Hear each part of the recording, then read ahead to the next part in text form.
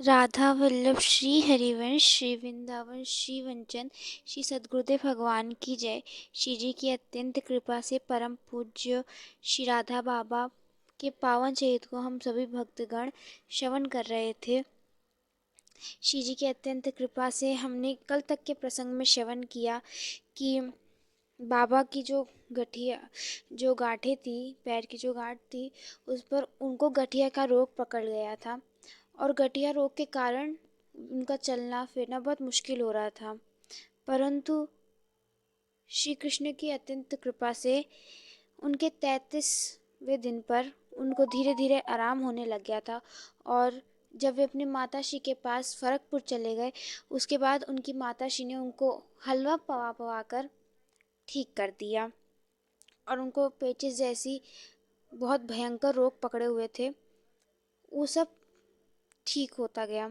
परंतु ये जो पेचिस का रोग था वो तो आजीवन बाबा के साथ चलता रहा। गठिया का रोग तो 36 दिनों में बाबा का ठीक हो गया। और बाबा आए थे श्री शेर जी महाराज के पास से, तो उनको गीता के कार्य के लिए फिर से श्री शेर जी महाराज के पास पुनः जाना पड़ गया। यहाँ तक कि श्रवण को हम सभी ने श्रवण किया था। शाम होने वाली थी तो श्री सेठ जी महाराज संध्या कर रहे थे। अपनी संध्या से वो निवृत्त होकर बाबा के पास आकर खड़े हो गए। उनका बाबा के प्रति बहुत ही प्यार था। श्री शेठ जी महाराज चाहते थे कि 22 घंटे चाहे वह नाम जप करे, चाहे ध्यान करे, मौन रहे, कुछ भी करे, लेकिन जो 2 घंटे हैं उसे वो प्रवचन करे, उसमें सत्संग करे। श्री शेठ जी के सत्संग कराना बहुत ही महत्वपूर्ण लगता था। उन्हें लगता था कि जो सत्संग है वो मानव जीवन को सुधारता है, इसलिए सत्संग करना चाहिए। उनका सत्संग सुनने यदि कोई नहीं आता तो वे उसके घर पहुंचाया करते थे और उसे सत्संग सुनाते थे। एक बार बीकानेर में श्री शेठ जी महाराज आए हुए थे। श्री ईश्वरदास जी डागा के यहाँ सत्संग करा रहे थे। उनका जो निवास स्थान था वो प्रायः राठियों के यहाँ हुआ करता था। तो श्री शेठ जी महाराज बहुत से आस्तिक और प्रतिष्ठित लोगों को उन्होंने सूची बनवाई कि ये जन को वे निमंत्रण देते हैं और वे सत्संग में आएंगे। लेकिन जब सत्संग के प्रारंभ का समय हुआ तो पाया गया कि जिन जिन सज्जनों को आमंत्रण किया गया था वे एक भी उपस्थित नहीं थे। श्री शेठ जी की एक बहुत बड़ी विशेषता थी, वे पक्के निष्काम कर्मयोगी थे और निराश होना तो वे जानते ही नहीं थे। अतः यह तय हुआ कि उन सज्जनों के घर जाकर उन्हें गीता सुनाई जाएगी। श्री शेठ जी महाराज दूसरे दिवस मध्याह्न के समय ही उन सज्जनों के घर अपने विश्वासी सहयोगियों के साथ पहुंच गए। परंतु राजस्थान में उन दिनों किसी के घर पे गीता पाठ तभी होता था जब उनके परिवार में जब किसी की मृत्यु शैया पे कोई पड़ा रहता था या फिर मृत्यु हो जाती थी, तो वैसे ही गीता पाठ को वो लोग अशुभ मानते थे। जैसे कहीं कहीं गरुड़ पुराण को माना जाता है कि जब कोई चला जाएगा तब गरुड़ पुराण होता है, उसी प्रकार वे मानते थे कि जब कोई चला जाएगा तब उसके लिए गीता पाठ किया जाएगा। श्री शेठ जी ने गीता सत्संग के महत्व को समझाने के लिए बहुत प्रकार की चेष्टाएं की, परंतु घर वालों ने उनकी एक भी नहीं सुनी और श्री शेठ जी को बिना गीता प्रवचन कराए उनको घर से लौटवा दिया। श्री शेठ जी महाराज बाबा से भी इसी निष्ठा का पालन कराना चाहते थे। बाबा सेठ जी के आग्रह से जहाँ जहाँ जाते प्रवचन किया करते थे। कलकत्ते में जब बाबा होते थे तो ईडन गार्डन में हजारों लोग उनका भाषण सुनने आते थे, उनका सत्संग सुनने आते थे। मारवाड़ी लोग बाबा को लौड़िया स्वामी जी कहा करते थे। लौड़िया स्वामी जी का अर्थ है कि उन्हें वो लोग कहते थे कि छोटा जो है। और जो श्री राम सुखदास जी महाराज थे वो बाबा से थोड़े वय में बड़े थे, तो वे उनको लोग कहते थे बड़ के स्वामी जी, तो वो उस नाम से विख्यात थे। बाबा को कहते थे लौड़िया स्वामी जी और श्री राम सुखदास जी महाराज को कहते थे बड़ के स्वामी जी।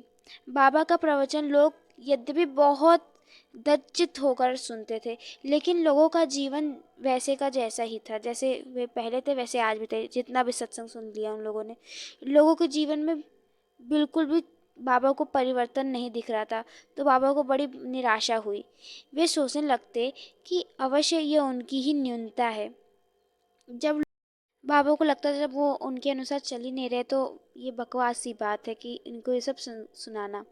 लेकिन जो श्री शेर जी महाराज थे, उनका क्या मत था, वे सोचते थे कि अपनी नीयत शुद्ध है और अपना कर्म पूर्ण सात्विक है, तो फिर कोई उसे माने या जीवन ना बनावे, अपने को इसकी चिंता नहीं करना चाहिए।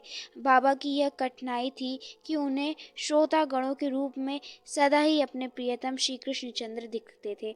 वे अनुभव करते थे कि श्री कृष्ण निज प्रेमोद्वश उमड़े आकर उनका स्वागत तो करते हैं और इसीलिए विश्व रूप में हजारों की संख्या में सत्संग में उत्सुकता वश आते हैं, लेकिन मेरी बकवास को व्यर्थ समझकर उस पर कान नहीं धरते, मतलब सुनते नहीं। अवश्य ही मेरा जीवन मेरी कथनी के अनुरूप नहीं है, इसलिए श्री कृष्ण का यही संकेत है कि मेरा जीवन मेरी कथनी के अनुरूप होना चाहिए। श्री शेठ जी महाराज उस दिन उनसे आकर बहुत ही प्यार से बोले, कहिए स्वामी जी, आपके प्रति क्या कहूँ, क्या निवेदन करूँ। बाबा को ठीक ऐसा लगा मानो साक्षात भगवान नारायण ही उनके सम्मुख खड़े उनसे वार्ता कर रहे हैं। तो उन्होंने अत्यंत सहज विनम्रता पूर्वक कहा, इस समय आपके मन में जो भी स्फुरित हो रहा है आप वही कहें। तो सेठ जी महाराज ने पूछा, क्या कह दूँ। बाबा ने कहा, आप अवश्य कहें और प्रमाणित से वही कहें जो आपके मन में। श्री शेठ जी मानो संकोच कर रहे थे कि बार बार क्या कह दूं, शब्द को दुहराएं। फिर से बोले, फिर कहने लग गए, भगवान बहुत ही कृपा परवश हैं। वे इतने करुणामय हैं कि यदि कोई व्यक्ति ईमानदारी से भगवान के शरणागत हो जाए, उनके शरण में हो जाए, भगवान पर सर्वथा निर्भर हो जाए, तो भगवान उसकी सभी कामनाओं को पूर्ण कर देते हैं। श्री शेठ जी के मुख से यह बात सुनकर बाबा को बहुत ही विस्मय हुआ। बाबा थोड़ा भ्रम में पड़ गए कि सेठ जी महाराज क्या बोल रहे हैं। इन दोनों में बाबा इसी भावना में लहराते थे कि बाबा की जो भी अनुभूति है वो श्री शेठ जी ने उसे ज्यों की त्यों मानो वाणी प्रदान कर दी थी।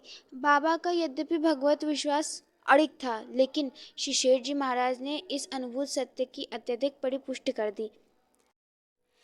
तो जो बाबा थे, राधा बाबा, उनके जो आदर्श है वो भगवान श्री चैतन्य देव, उनको श्री चैतन्य देव वे उनके आदर्श थे, उन्हें बहुत प्रिय थे, जिन्होंने जीवन भर मात्र 8 श्लोकों बोले और जो पूरा मस्त बच्ची, जो बंगाल के जो लोग होते हैं वो मत्स्य को पाते हैं, तो उस पूरे समाज को उन्होंने हरे कृष्णा का पावन नाम गायन कर कर नचवा दिया और उनमें से सभी 5 वर्षों में उन्होंने सबको ऐसी हिंसा को त्याग करवाकर उन सभी को वैष्णव बनवा दिया। तो बाबा को श्री चैतन्य देव जी बहुत प्रिय थे। तो श्री पोदार जी महाराज को बाबा का जो प्रवचन होता था वो करना रुचिकर नहीं लगता था। जो भाई जी महाराज थे वो बड़े गंभीर विनोदी थे, गंभीर में विनोद करते थे। जब भी बाबा प्रवचन करने जाते थे तो भाई जी उन्हें व्यंग भरी वाणी में कहते थे, जरूर स्वामी जी प्रवचन करने जा रहे हैं। और जो बाबा थे वो क्या ही कहते, वो मुख नीचा कर कर लज्जा जाते थे। वे बाबा को स्पष्ट कहते थे कि आप श्री शेठ जी महाराज की सारी वाणियों को माने, सारी बात को माने, वो जो जो कहें, लेकिन उनकी ये प्रवचन करने वाली बात मत मानिए। अनेक बार ऐसा होता था कि बाबा को संध्या के समय गोधूली बेला में प्रवचन करना जाना पड़ता था। ये बेला वही होती थी जब श्री कृष्ण गोचारण कर लौट रहे होते थे। बाबा उस समय अपनी भाव दशा में भगवान श्री कृष्ण के आगमन की प्रतीक्षा करते होते, क्योंकि बाबा का भाव तो गोपी भाव था, तो उस भाव में बाबा मग्न रहते और जनता होती उनके प्रवचन सुनने को उत्सुक रहती थी। अब बाबा यहाँ अपना चाहते हैं कि वो भाव में जाए और जो जनता है वो उनका सत्संग श्रवण करना चाहती है। ऐसे अवसर पर मंच में आने में उन्हें विलम्ब भी हो जाता था। वे भाव दशा में ऐसे विभोर होते थे कि लोग समझते स्वामी जी रुग्ण हैं, थोड़ी उनकी तबीयत ठीक नहीं है। उनकी आंतरिक दशा में तो कोई कोई पहचान ही नहीं पाता था कि अंतर से बाबा किस प्रकार के महापुरुष हैं। श्री शेठ जी गोयनका चाहते थे कि बाबा आसेतु हिमाचल ग्राम ग्राम नगर नगर गीता पर प्रवचन करते रहें, सत्संग सुनाते रहें। एक दिन आंतरिक सत्संग में सत्संगियों के मध्य में श्री शेठ जी महाराज ने वही वाला प्रस्ताव बाबा के सामने रख दिया, प्रकट कर दिया।